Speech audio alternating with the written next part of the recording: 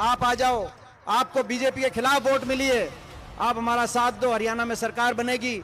अगले दिन से 5100 बुढ़ापा पेंशन होगी। जेजेपी ने, दुष्यंत चौटाला ने, कि जो 5100 बुढ़ापा पेंशन देगा हमारी हम पार्टी, उसको समर्थन जीन तक ही बदल गए थे, उचाना से जीन तक 5100 पेंशन को देंगे। उधर दिल्ली में हमने प्रेस कॉन्फ्रेंस करी, 31 विधायक लेकर हुड्डा साहब ने हमने प्रेस कॉन्फ्रेंस करी कि हमारे मैनिफेस्टो में 5100 पेंशन, आप आ जाओ, आपको बीजेपी के खिलाफ वोट मिली है, आप हमारा साथ दो, हरियाणा में सरकार बनेगी। अगले दिन से 5100 बुढ़ापा पेंशन होगी। आज 5 साल हो गए, वो 5100 पेंशन किसी की नहीं आई, धोखा दिया। जीन से जब गाड़ी चली दिल्ली बॉर्डर तक, रोहतक, बहादुरगढ़, टिकरी तक, तो गाड़ी ठीक रास्ते पे जा रही थी। दिल्ली में बढ़ते ही जेजेपी वालों की गाड़ी दिल्ली की टेढ़ी मेढ़ी सड़कों पे रोलती पोलती और बीजेपी के बाढ़ने के आगे आ गई। समर्थन पत्र दे दिया लोगों के साथ, विश्वासघात। और मैं इसीलिए इसी आधार पे बार बार इनको चुनौती देता हूं। सरकार तो बदलेगी, सरकार तो हरियाणा के अंदर परिवर्तन होगा ही। लोगों के पिछली बार भी मन में था, इन 5 साल में तो और आपने हरियाणा को आज पीछे लेके जाने का काम किया। कोई बड़ी परियोजना हरियाणा में नहीं आई। बेरोजगारी में हरियाणा नंबर 1, नशे में नंबर 1, बच्चे पलायन कर रहे हैं, किसानों पे अत्याचार में नंबर 1, 750 किसानों की जान चली थी। महिलाओं पे अत्याचार में हरियाणा, हमारी बेटियों को दिल्ली की सड़कों पे आपने घसीटने का काम किया। गरीब आदमी पे अत्याचार में हरियाणा नंबर 1।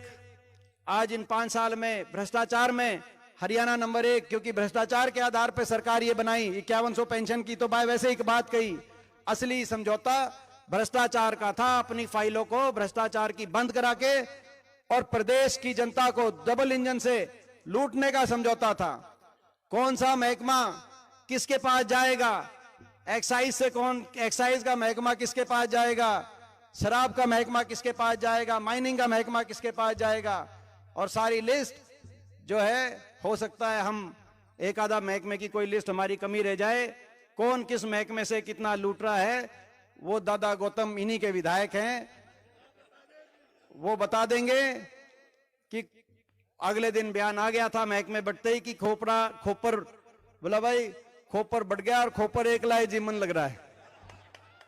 ये जीमन की जीमने पे सरकार बनी। 5100 बुढ़ापा, इतने बड़े स्तर पे भ्रष्टाचार, और हरियाणा विकास के मामले में इतना पीछे धकेल दिया आपने।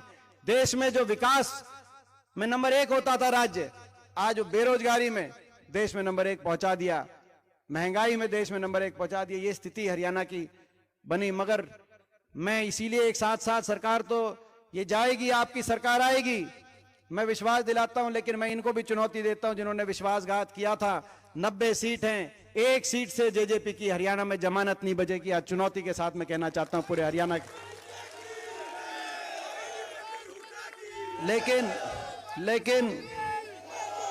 लेकिन ये तो हरियाणा की बात, बहुत बातें और है हरियाणा की। हमारे बहुत से संकल्प हैं, बहुत बातें हैं, वो सारी बात आपको पता है, क्योंकि आप घर के हो, आपको एक एक बात का ज्ञान। मगर जहां तक रोहतक की बात है, ये ठीक बात है कि जो लोकसभा चुनाव का नतीजा आया उससे हरियाणा में आपकी सरकार बनती रहेगी। उससे बहुत नुकसान हुआ, हरियाणा का भी बहुत नुकसान हुआ। और ये जो बांट रहे हैं, ये भाई मैंने कहना है तो 5 मिनट की बात है, उसके बाद बांटेंगे। जो पैम्फलेट वगैरह जो बांट रहे हैं, मगर अपने रोहतक का भी बहुत नुकसान हुआ। बड़ी मुश्किल से रोहतक किसी बेटे को अवसर मिला। हरियाणा में ना तो ये रोहतक, हम भी यहां पले बड़े हुए, और हमसे पहले वाली सारी पीढ़ियां, मैं अपने नौजवान भाइयों से कहना चाहता हूं, आप उनसे भी पूछो, यही रोहतक था। सरकारें आई गई, पार्टी से भी ऊपर उठ के मैं बात करता हूं, लेकिन शहर को या पूरे रोहतक क्षेत्र को जो विकास की जो रूपरेखा होनी चाहिए थी,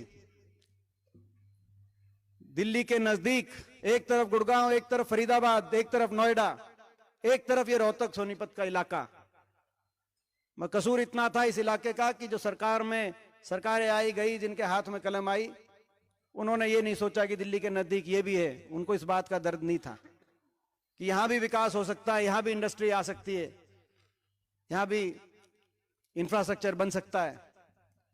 बड़ी मुश्किल से राज आया। जब राज आया, इलाका आगे गया।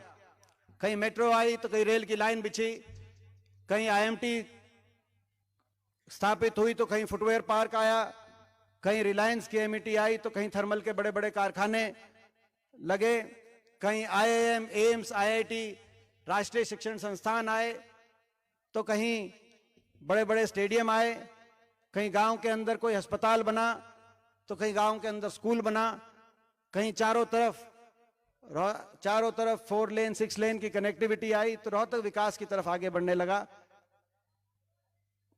और जब रोहतक विकास की तरफ आगे बढ़ने लगा तो कुछ लोगों ने हम पे इस बात का भी निशाना साधने, बहुत लंबे समय तक आपने देखा पूरे प्रदेश में केवल एक विपक्ष का कोई भी आदमी था, कहता था काम तो हुआ पूरे हरियाणा में, मगर अपने इलाके में ज्यादा काम इन्होंने करा दिया। वो भी समय था। लेकिन जब राज चला गया तो बड़ा नुकसान हुआ। और जिस रफ्तार से हमने बड़ी मुश्किल से